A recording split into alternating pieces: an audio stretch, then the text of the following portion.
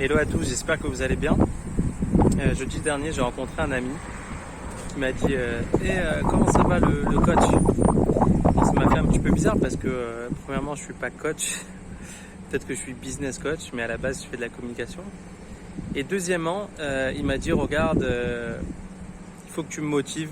J'ai envie de quitter la société où je travaille en tant qu'employé. J'ai envie de me lancer en solo, mais j'ai besoin de motivation. Alors j'ai un petit problème avec ça parce que personnellement je ne crois pas à la motivation, surtout pour ces choses-là. La motivation c'est bien au début pour se lancer, mais c'est pas à cause de ça qu'on doit quitter son job. Alors au début j'ai un petit peu bugué et ensuite je lui ai dit regarde, premièrement moi je pense qu'il n'y a que toi qui peux prendre la décision et pour ça il faut que tu ressentes ce que tu as là, tu vois, ce que tu as dans le cœur.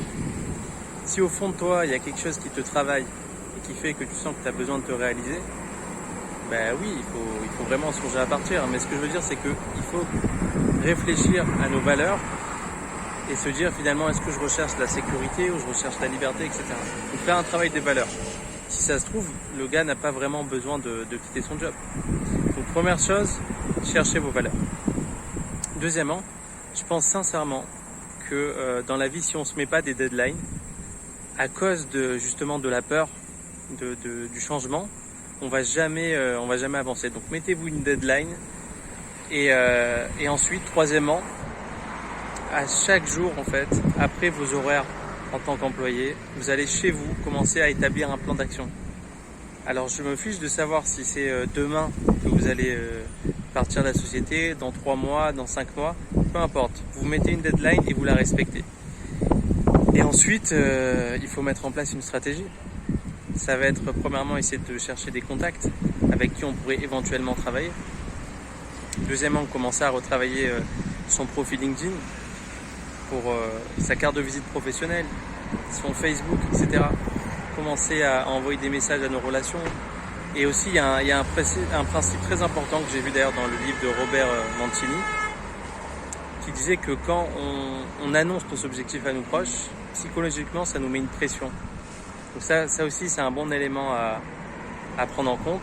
Mais concrètement, préparez. Si demain vous avez envie de partir de la société, ne faites pas comme moi et ne partez pas du jour au lendemain. Mais plus sérieusement, mettez-vous une deadline et mettez un plan d'action, même si c'est des actions que vous allez découper en 10 ou 15 petites actions. Mais commencez à travailler dès maintenant et ça sert vraiment à rien de repousser l'échéance. Donc voilà ce que je pouvais conseiller aujourd'hui. Mais en tout cas, si vous avez un rêve, c'est vraiment dommage de l'enfouir et vous pouvez tellement apporter de la lumière au monde avec votre talent. Donc évidemment, c'est pas fait pour tout le monde d'être indépendant, mais si vous ressentez le besoin et si ça vous brûle au ventre, ben, je vous dis allez-y. Et quoi que la peur ou la petite voix intérieure vous dise, il y a des très très très belles choses de l'autre côté de la peur. Donc voilà ce que j'ai à vous dire aujourd'hui. Je vous souhaite une bonne semaine et bon courage à tous.